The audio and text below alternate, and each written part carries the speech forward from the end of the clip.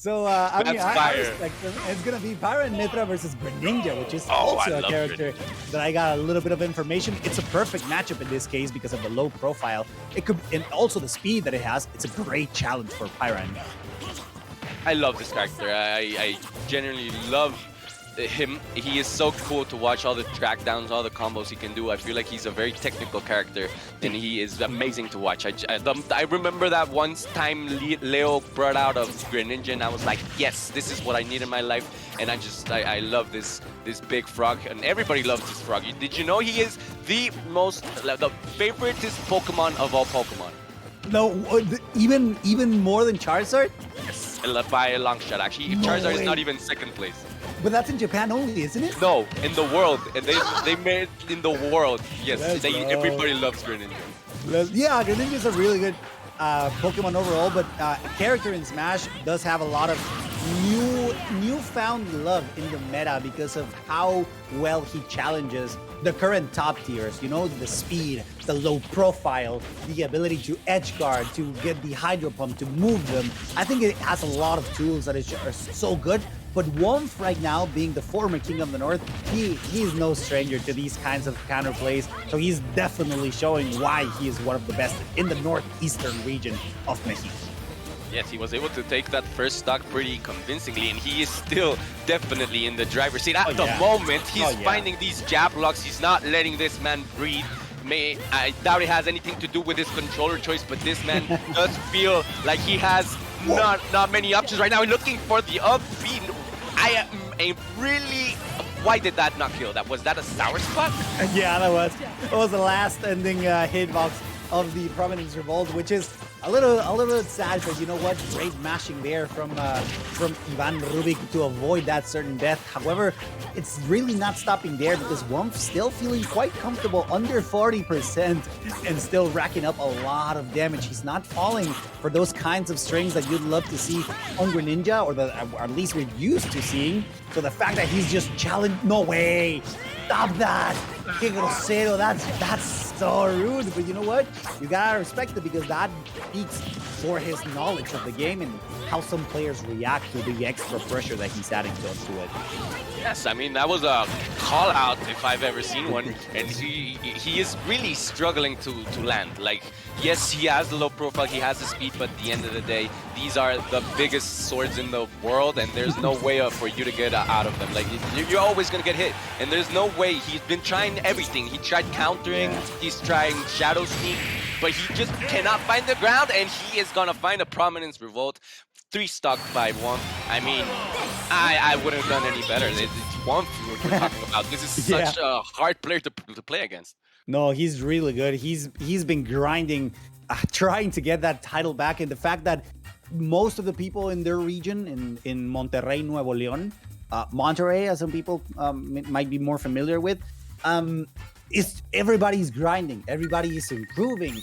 There's a few contenders there that are actually actively fighting for that first spot in their power ranking, which is absolutely insane and I think pivotal in when it comes to terms of health of their community. And I think that's why this region, the northeastern side of Mexico, is what I believe is the top 3 or rank 3 in the overall skill in the whole country of Mexico. Yeah, I would have to agree with that. I mean, it has to be, of course, Pura Ciudad #1. then we have Tijuana, of course. The boys, because in general they are just the boys. They are the future, basically, of this game. They just treat them differently in that part of the world or something, that part of Mexico. And of course, we have the northeastern part, which, like you mentioned, it feels like a lot. That's why the King of the North just made so much sense, right? It does feel like these are the kings fighting for the throne of the North, and they're always you never know who's gonna end up on top, and that is why these top players are always improving, right? That is why Wonf, we will always see him play better than his last turn. That is absolutely true because they're always looking for improvement. And now that we're going into Battlefield, the triplets might allow Ivan Rubik to try something different here, to try different approaches in order to try to stall out or try to stop rather Pyra's or Mythra's advance, which is, not gonna lie, extremely scary and hard to do because Mythra's speed is unparalleled at this point, and of course, if you put it at the extra range that she gets on that blade is really hard to deal with. Whereas Greninja really needs to step in closer, and that's hard when you have to deal with both the killing power of Pyra and the blinding speed of Mythra. Yes, that's definitely true. He's looking for the blazing edges of stage not being... He found one, but it was still not enough to take the stock. But definitely this change in scene is helping a lot here, Ivan Rubik, because he is at least keeping up. He's close to taking this first stock. He is going to lose his with that bat, that F-tilt. We do see him kind of wake up in his seat, give himself a little bit of slaps in the face. He knows he can take this stock and make this game a lot more even than the last game we saw. So he does need to find the kill in this moment. We haven't seen him find any type of conversions. We do know Greninja has good ways of taking stocks pretty early. I don't know if the down tilt up smash would still work in this percent, but that might be something he uses. Wow, but the foresight being ready for the aggressive option for the Nidge to keep him at bay still. No, please don't spike him like that. No!